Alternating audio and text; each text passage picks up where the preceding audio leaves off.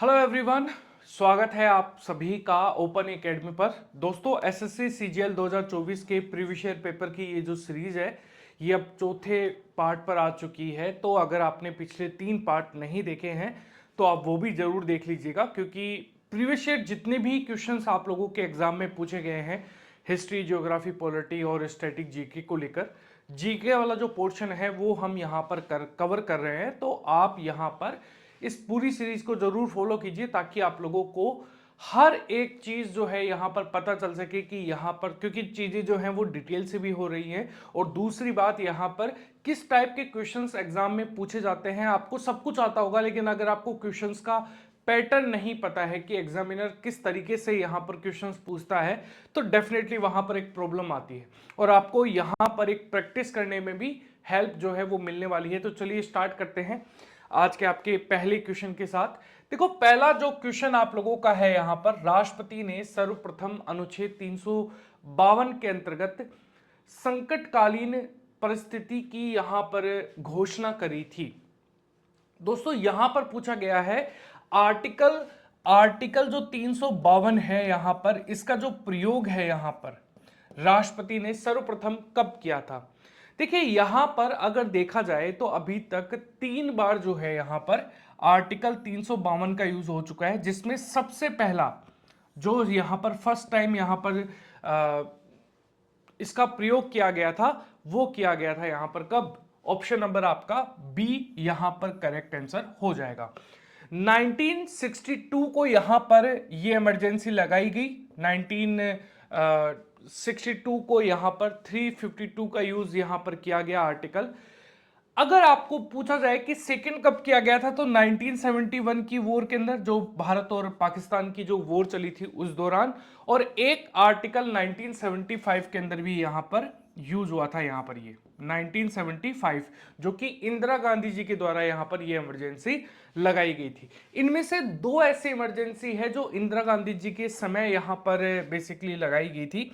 एक तो लगाई गई थी 1971 और एक 1975 वाली इमरजेंसी।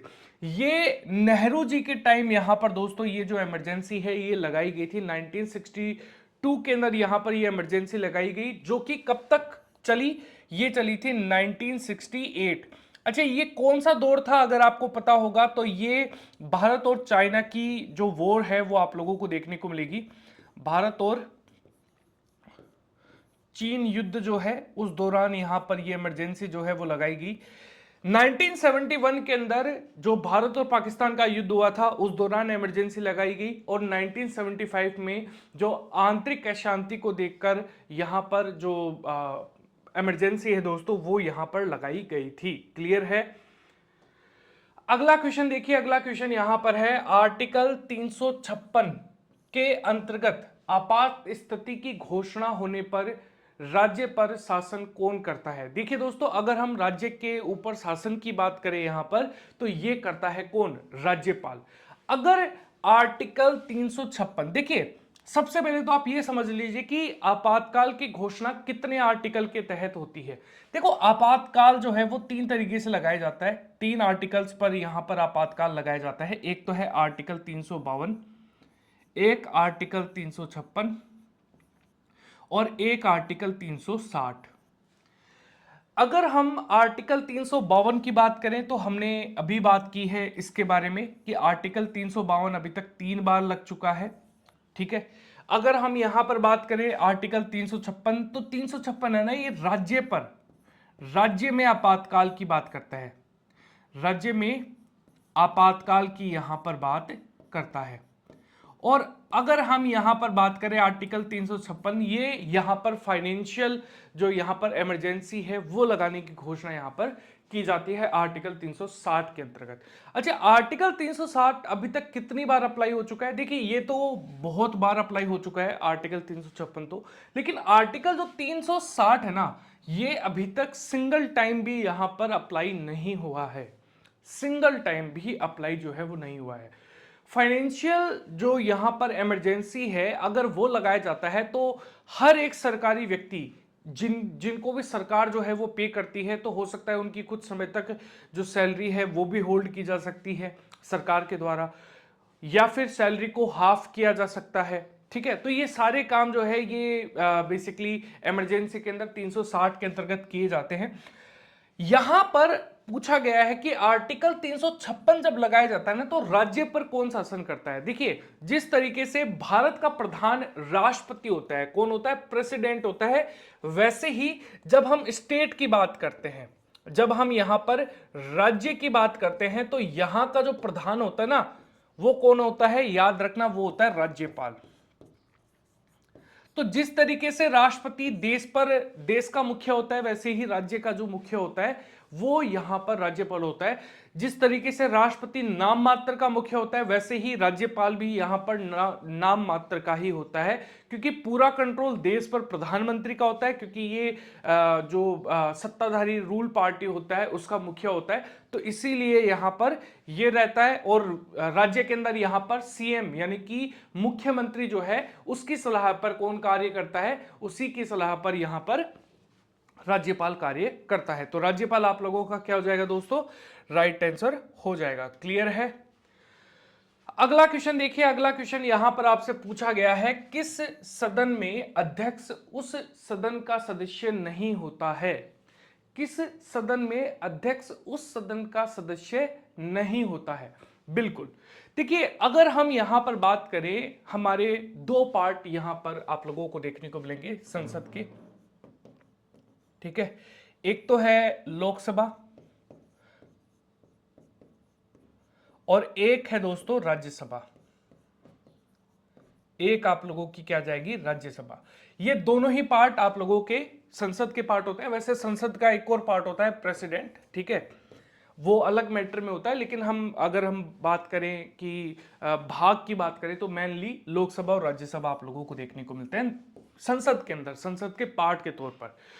जिस तरीके से लोकसभा जो है, इसका प्रधान लोकसभा अध्यक्ष आप लोगों को देखने को मिलता है, जो कि लोकसभा के मेंबर्स में से ही चुना जाता है। लेकिन जब हम बात करते हैं राज्यसभा की, तो राज्यसभा जो है उसमें कोई भी यहां पर अध्यक्ष नहीं होता है। उसकी जगह पर बेसिकली जो हमारे देश के उपराष्ट्रपति हैं, उपराष्ट्रपति जो हैं, वो यहां पर क्या होते हैं, वो यहां पर अध्यक्ष की भूमिका निभाते हैं, या फिर इन्हें यहां पर आप क्या कह सकते हैं, राज्यसभा के सभापति भी आप लोग यहां पर कह सकते हैं। राज्यसभा के सभापति, ठीक है, राज्यसभा के सभापति आप इन्हें यहां पर कह सकते हैं। अच्छा, कौन से आर्टिकल संसद का जो सदस्य है ये नहीं होता है, और राष्ट्रपति उपराष्ट्रपति जो है ये राज्यसभा का अध्यक्ष या फिर सभापति होता है, ये कौन से आर्टिकल में कहा गया है। आर्टिकल 64 के अंतर्गत जो दोस्तों यहां पर ये चीज बोली गई है। ऑप्शन नंबर आप लोगों के लिए क्या हो जाएगा, बी ऑप्शन दोस्तों आप लोगों के लिए करेक्ट आंसर हो जाएगा। क्लियर है। अगला क्वेश्चन देखिए, अगला क्वेश्चन आप लोगों के लिए क्या बोला गया है, कौन सा विषय 42वें संशोधन द्वारा 1976 में राज्य सूची से हटाकर समवर्ती सूची में यहां पर सम्मिलित किया गया है। देखिए, राज्य सूची से हटाकर समवर्ती सूची के अंदर यहां पर जोड़ दिया गया है। तो आप सभी को पता होगा 42वां जो संविधान संशोधन है, उसके द्वारा वन जानवर, ठीक है, और जो यहां पर पक्षियों की जो सुरक्षा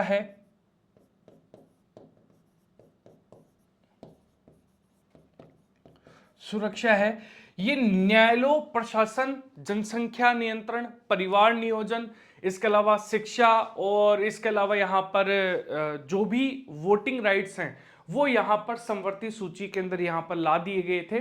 ठीक है, वन्य जीव, पक्षी, इसके अलावा सुरक्षा जो भी है, ठीक है, पक्षियों की जो सुरक्षा है वो, न्यायालयों को जो न्यायालय है यहाँ पर, जो हमारी जुडिशरी है उसका जो प्रशासन है, जनसंख्या नियंत्रण है, परिवार नियोजन, शिक्षा है, और वोट है यहाँ पर। इसके अलावा जो भी यहाँ पर मेजरमेंट करने के लिए जो भी पहले राज्य सूची में थे, अब उनको किस सूची में ला दिया गया था, 42वें संशोधन द्वारा यहाँ पर संविधान संशोधन जो कि 1976 में हुआ था, वो यहाँ पर स्वास्थ्य, शिक्षा, जनसंख्या और यहाँ पर उपरोक्त सभी को यहाँ पर दोस्तों समवर्ती सूची में जोड़ दिया गया था, राज्य सूची से हटाकर। क्लियर है। उच्च न्यायालय को मौलिक अधिकारों को लागू करने के लिए लेख जारी करने का जो अधिकार है, यह अधिकार इसे निम्नलिखित में से कौन से आर्टिकल द्वारा दिया गया है? कौन से आर्टिकल के द्वारा दोस्तों यहां पर यह दिया गया है? तो ये आप लोगों को यहां पर बताना है। क्लियर है? चलिए, तो यहां पर जो राइट आंसर होगा वो आप लोगों के लिए क्या होगा? उच्च न्यायालय को मौलिक अधिकारों को लागू करने के लिए लेख जारी करने का जो अधिकार है, यह अधिकार इसे निम्नलिखित में से किस आर्टिकल के द्वारा दिया गया है? तो याद रखना आर्टिकल 226 में। देखो, उच्च न्यायालय यानी कि हाई कोर्ट। अब यहां पर क्वेश्चंस को समझने की कोशिश करना। यहां पर बोला गया है कि हाई कोर्ट जो है ये मौलिक अधिकारों को लागू करने के लिए एक रिट जारी कर सकता है या फिर लेख जारी कर सकता है। क्या है? एक तो रिट जारी कर सकता है या फिर लेख जारी कर सकता है। ये जो जारी कर सकता है ना, ये जो लेख और रिट जारी कर सकता है, ये बेसिकली मौलिक अधिकारों को लागू करने के लिए कर सकता है। ठीक है, ये कौन से आर्टिकल में है? मैंने आप लोगों को लास्ट क्लास में एक चीज बताई थी कि रिट जारी करने का अधिकार दोनों के पास है, चाहे वो हाई कोर्ट हो और चाहे वो सुप्रीम कोर्ट हो। हाई कोर्ट के पास आर्टिकल 226 के अंतर्गत आ जाता है यही राइट, और यही राइट अगर सुप्रीम कोर्ट की बात की जाए तो कॉन्स्टिट्यूशन रेमेडीज यानी कि आर्टिकल 32 के अंतर्गत आप लोगों को यहां पर देखने को मिलता है। क्लियर है? कितने प्रकार की रिट जो है वो यहां पर जारी कर सकता है? तो याद रखना 5 प्रकार की दोस्तों यहां पर रिट जो है वो हमारे न्यायाधीश जो है, जो सुप्रीम कोर्ट है और जो हाई कोर्ट है, ये दोनों ही यहां पर जारी कर सकते हैं। अगर हम आर्टिकल 225 की बात करें तो ये भी उच्च न्यायालय के बारे में है। उच्च न्यायालय का क्षेत्राधिकार, ठीक है। इसके अलावा आर्टिकल 226 जो है, 227 जो है वो यहां पर क्या है? उच्च न्यायालय का सभी न्यायालय पर अधीक्षण की शक्ति, वह आप लोगों को आर्टिकल 227 के अंतर्गत देखने को मिलता है। वही आर्टिकल 228 जो है वो आप लोगों को क्या हो जाएगा? उच्च न्यायालय से कतिपय मामलों का स्थानांतरण,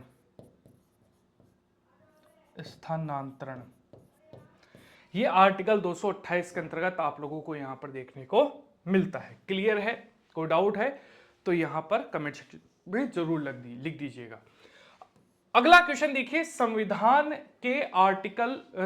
के अनुसार तिरंगे की जो लंबाई है और जो चौड़ाई है, इसके बीच का जो अनुपात है ये कितना होना चाहिए?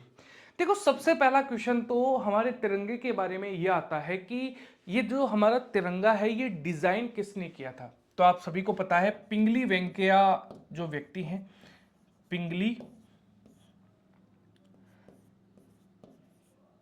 वेंकैया, बेसिकली इन्होंने ही हमारे जो तिरंगा है इसको डिजाइन किया था, और इन्होंने हमारे तिरंगे की जो लंबाई और जो चौड़ाई का रेशो है वो 3:2 के रेशो के अंदर यहां पर रखा था। ठीक है, और जो क्रम है अगर आप यहां पर देखेंगे तो रंगों का जो क्रम है वो कौन सा है? एक तो है केसरिया, दूसरा है सफेद और तीसरा है हरा। बीच में बेसिकली जो है सफेद पट्टी के अंदर जो है वहां पर एक जो चक्र है वो भी यहां पर विद्यमान है। इसके अंदर 24 आरियां आप लोगों को देखने को मिलता है, और यहां पर जो एक कलर है वो है navy blue.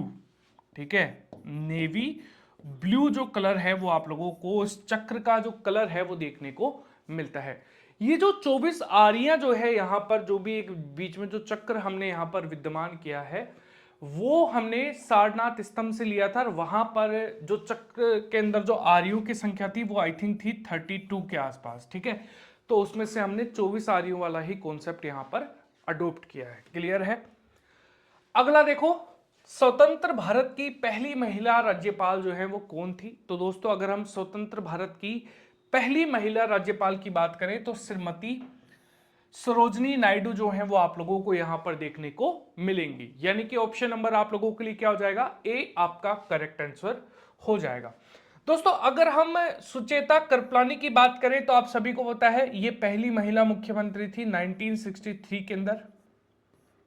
Shrimati Indira Gandhi prime minister थी 1966 में। दोस्तों यहां पर ये पहली महिला प्रधानमंत्री जो है वो यहां पर बनी थी, ठीक है। ओके, और फिर श्रीमती विजय लक्ष्मी पंडित जो है दोस्तों आप सभी को पता है ये महासभा की पहली महिला अध्यक्ष। कब? 1953 के अंदर। ये श्रीमती सुचेता कृपलानी यूपी, ठीक है। अगला देखो, भारत के संविधान को कब पारित किया गया? देखिए दोस्तों, संविधान को पारित करने और संविधान को लागू करने के अंदर दो चीजें हैं। जब भी आपसे पारित करने की बात की जाती है तो आप सभी को पता है ये हमने किया था 26 नवंबर 1949 को। और जब भी हम लागू करने की बात करते हैं ना तो लागू हमने किया था यहां पर 26 जनवरी 1950। ये एग्जाम में ये जो क्वेश्चंस हैं वो एग्जाम में रेगुलर पूछे जाते हैं, और बच्चे जो हैं वो जनरली कब पारित किया कब लागू किया में ही कंफ्यूज हो जाते हैं। देखिए जब हम पारित करने की बात करते हैं ना कि ये कब पारित किया गया, इसका मतलब ये हमने कब अडोप्ट किया था। हमारे देश ने, हमारे जो कॉन्स्टिट्यूशन है इसको हमने कब अडोप्ट किया था? तो हमने अडोप्ट कर लिया था 26 नवंबर 1949 को, ठीक है। 26 नवंबर 1949 को हमने लागू किया था 26 जनवरी 1950 को। तो इस वजह से यहां पर ऑप्शन नंबर क्या हो जाएगा? सी आप लोगों के लिए दोस्तों यहां पर करेक्ट आंसर हो जाएगा। क्लियर है। अगला क्वेश्चन देखिए, दिल्ली से दौलताबाद जो राजधानी है इसके स्थानांतरण का आदेश किसने दिया था? दोस्तों अगर हम दिल्ली से दौलताबाद राजधानी जो है इसके हस्तांतरण की बात करते हैं तो इसका जो बेसिकली आदेश है ये किसने दिया था? तो याद रखना सुल्तान महमूद बिन तुगलक ने यहां पर दोस्तों दिया था। ऑप्शन नंबर आप लोगों के लिए क्या हो जाएगा? यहां पर डी करेक्ट आंसर हो जाएगा। इसके कुछ पॉइंट्स हैं वो आप देख लीजिए। दिल्ली से दौलताबाद राजधानी स्थानांतरण का आदेश सुल्तान मोहम्मद बिन तुगलक जो है इन्होंने यहां पर दिया था। मोहम्मद बिन तुगलक ने सांकेतिक सिक्का यहां पर चलाया था, ठीक है। बरनी के अनुसार यहां तांबे का था जो सिक्का है, ये जो चलाया था वो किसका, किस धातु का था? तो याद रखना तांबे का जो सिक्का है वो यहां पर चलाया था। फरिश्ते के अनुसार यहां पर पित्तल का था ये सिक्का जो यहां पर इसके द्वारा चलाया गया था। तो ये दोनों ही अलग अलग व्यक्ति हैं, इतिहासकार हैं जिनके द्वारा यहां पर ये चीज बोली गई है। सतीश चंद्र के अनुसार यह कांसे का था, ठीक है। तो एक और यहां पर चीज जो है वो यहां पर बोली गई है। मोहम्मद बिन तुगलक को इतिहासकार यहां पर एल्फिस्टन ने पगला बादशाह कहकर संबोधित भी किया था। तो ये चीज भी मोहम्मद बिन तुगलक के लिए काफी इंपॉर्टेंट पूछी जाती है, जो एग्जाम के अंदर बार बार चीजें जो है इतिहासकार के नाम देकर ये चीज जो है कई बार एग्जाम में पूछ लिया जाता है। भारत के संविधान में भारत को किस रूप में वर्णित किया गया है? देखिए भारत के संविधान को आर्टिकल अगर आप बात करते हैं, अनुच्छेद की बात करते हैं तो अनुच्छेद 1 जो है उसके अंदर क्या बोला गया है? राज्यों का संघ जो है यहां पर वो बोला गया है, राज्यों का संघ बोला गया है, ठीक है। हम क्या हैं? हम यूनियन ऑफ स्टेट्स है। देखिए दोनों ही चीजें हैं। कई बार क्या पूछा जाता है एग्जाम के अकॉर्डिंग, दो चीजें काफी कंफ्यूज करती हैं। ये एसएससी के अंदर तो नहीं करती, लेकिन एक हो सकता है कि इस टाइप के क्वेश्चन जो है वो आगे भी पूछे जाएं। ठीक है, तो इसलिए मैं बता देता हूं, वैसे एसएससी में ऐसा कोई भी क्वेश्चन नहीं पूछा गया। कई बार ये पूछा जाता है कि जब सरकार जो है नॉर्मल स्थिति की जब हम बात करते हैं, तब सरकार ये बोलती है कि हम क्या हैं, यूनियन ऑफ स्टेट्स हैं। लेकिन जब हम बात करते हैं नेचर के हिसाब से कि हमारा जो संविधान है उसका जो नेचर है ना वो किस तरीके का है, तो हम फेडरल स्टेट के अकॉर्डिंग हम यहाँ पर क्या करते हैं, कार्य करते हैं। ठीक है, तो वो चीजें कई बार यहाँ पर पूछी जाती हैं। जो अलग चीजें हैं वो अभी आपके काम की भी नहीं है, क्योंकि अभी तक ऐसा कोई क्वेश्चन आया नहीं है ना। भारत में नागरिकता संबंधी विधान बनाने का जो प्राधिकार है वो प्राप्त है, किसको प्राप्त है, तो देखिए यहां पर नागरिकता से संबंधित विधान बनाने का, कानून बनाने का जो अधिकार है ये हमारी संसद के पास आप लोगों को देखने को मिलेगा। देखो, जब भी हम नागरिकता से रिलेटेड बात करते हैं तब हमें याद आता है भाग 2।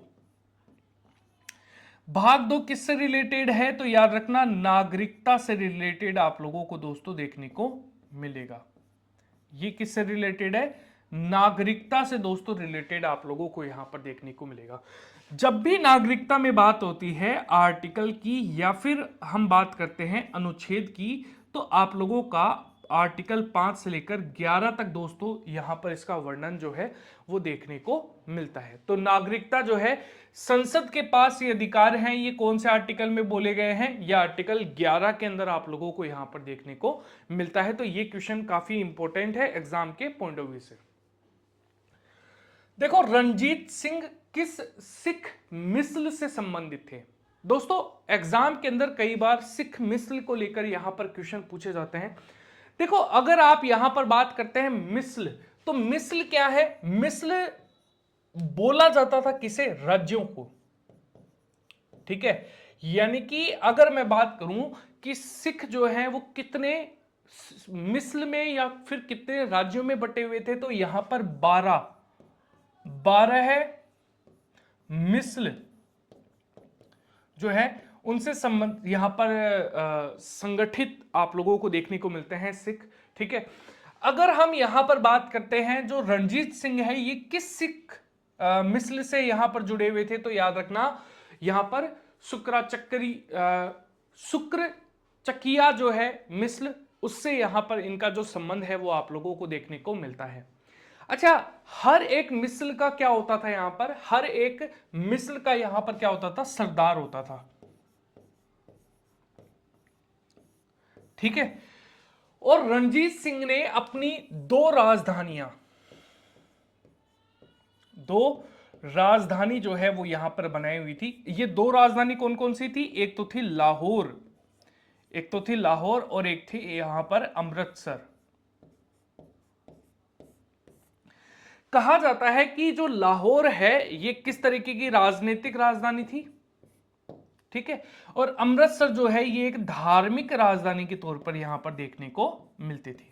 धार्मिक राजधानी के तौर पर दोस्तों आप लोगों को यहां पर देखने को मिलती थी। ऑप्शन नंबर बी आप लोगों का यहां पर क्या हो जाएगा, राइट आंसर हो जाएगा। ठीक है, अगला क्वेश्चन आप लोगों के रिगार्डिंग यहां पर है, मद्रास महाजनसभा की जो स्थापना है ये कब की गई थी, किस वर्ष में की गई थी, आपको यह बताना है। दोस्तों, अगर हम यहां पर मद्रास महाजनसभा की स्थापना की बात करें तो यह मद्रास में की गई थी पहली बात तो, और कब की गई थी अगर आपसे पूछा जाए तो 1884 के अंदर यहां पर आप लोगों को यहां पर देखने को मिलता है। इसका उद्देश्य स्थानीय संगठनों और संस्थाओं को कार्यों को समन्वित करना यहां पर इसका मुख्य उद्देश्य आप लोगों को देखने को मिलता था। तो ऑप्शन नंबर डी आप लोगों के लिए करेक्ट आंसर हो जाएगा। देखो, यहां पर विधि का शासन की संकल्पना कहां की संवैधानिक प्रणाली की एक विशेष विशिष्टता है। ठीक है, विधि का शासन हमने विधि के शासन के रिगार्डिंग कल भी एक यहाँ पर जो हमारा लास्ट वीडियो था उसके अंदर भी हमने बात की थी कि विधि का जो शासन है ये हम आर्टिकल कौन से में पढ़ते हैं, आर्टिकल 14 के अंदर पढ़ते हैं। मैंने आप लोगों को बताया था ये मौलिक अधिकार में आता है भाग 3 में, संविधान के भाग 3 के अंदर आप लोगों को यहाँ पर देखने को मिलता है। मैंने आप लोगों को बताया था कि कुछ ऐसे मौलिक अधिकार हैं जो भारतीयों के साथ साथ विदेशियों को भी दिए जाते हैं। उनमें से ही विधि के समक्ष समानता का जो अधिकार है ये हमने भारतीयों के साथ साथ विदेशियों को भी दे रखा है। अच्छा, ये जो संकल्पना है ये हमने संवैधानिक प्रणाली की एक विशेष विशिष्टता है, ये हमने अडॉप्ट कहां से करी थी, तो ये हमने यहां पर ब्रिटेन से यहां पर अडॉप्ट करी थी यहां पर, ठीक है। अमेरिका से हमने मौलिक अधिकारों जैसे जो आप लोगों के यहां पर मौलिक अधिकार हैं वो हमने यहां से अडॉप्ट किए थे। जुडिशियल रिव्यू जो है वो हमने यहां पर अडॉप्ट किए थे यहां पर, ठीक है। फ्रांस गणतंत्रीय जो प्रणाली है वो हमने यहां पर अडॉप्ट की थी। एक चीज आप लोग यहां पर ये ध्यान रखना आर्टिकल 14 के बारे में कि इसके अंदर क्या होता है, कोई भी व्यक्ति जो भी यहां पर न्यायालय से गुहार करता है न्याय के लिए, चाहे वो अमीर हो चाहे वो गरीब हो, आपने कई बार कोर्ट में ये भी देखा होगा कि जो अमीर व्यक्ति हैं वो हार जाते हैं, ठीक है, और गरीब व्यक्ति जीत जाता है। तो ये हम कैसे देख पाते हैं, ये चीजें कैसे पॉसिबल हो पाती हैं, तो ये आर्टिकल 14 के अंतर्गत ही यहां पर पॉसिबल हो पाती है कि मेरी नजर में जो न्याय की देवी है उसकी नजर में क्या नहीं है, कोई भी गरीब अमीर छोटा बड़ा कोई भी नागरिक जो है वो सारे नागरिक जो है न्याय की देवी के सामने समान है। तो ये एग्जाम के अंदर कई बार क्वेश्चन जो है वो पूछे जाते हैं। भारत के संविधान के किस भाग में प्रबंध में कामगार की सहभागिता समाविष्ट है, तो याद रखना भारत के संविधान में किस भाग में, तो आप लोगों को पता होगा कामगारों की सहभागिता का उल्लेख आर्टिकल 43 के अंतर्गत आप लोगों को देखने को मिलता है। देखो, कामगारों की सहभागिता जो है ये आर्टिकल यानी कि आप लोगों का 43वां आर्टिकल है, तो ये भाग कौन सा हो जाएगा, भाग आप लोगों को देखने को मिलेगा 4। और आपको पता है जो आपका भाग 4 है वो क्या है, राज्य के नीति निर्देशक सिद्धांत, राज्य के नीति निर्देशक तत्व, ठीक है। तो राज्य के नीति निर्देशक तत्व आप लोगों के भाग 4 में आप लोगों को दोस्तों देखने को मिलेगा। ऑप्शन नंबर आप लोगों के लिए क्या हो जाएगा, सी यहां पर करेक्ट आंसर हो जाएगा। क्लियर है। तो दोस्तों ये था आज का हमारा वीडियो। आपको ये वीडियो कैसा लगा है, क्योंकि देखिए और एक चीज ये आप लोगों को पीडीएफ भी यहां पर उपलब्ध हो जाएगी। आपने अगर ओपन एकेडमी का जो कोर्स है वो परचेज नहीं किया है तो डेफिनेटली आप वीडियो कोर्स जो है वो ओपन एकेडमी पर परचेज कर सकते हैं, ताकि यहां पर आप लोगों को एक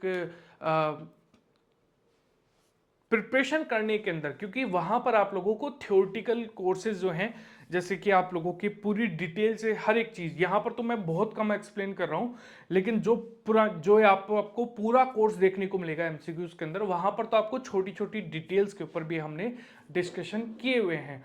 तो वहां पर आपको वो और पढ़ने में अच्छा लगेगा और पढ़ने में ज्यादा मजा आएगा। तो अगर आप वो पूरा वीडियो देखना चाहते हैं तो आप हमारे साथ यहाँ पर जुड़ सकते हैं। ओपन एकेडमी का एक सब्सक्रिप्शन आप लोगों को यहाँ पर परचेज करना है, तो वो भी आप दोस्तों यहाँ पर परचेज कर सकते हैं। तो इस वीडियो का अंत हम यहीं पर करेंगे।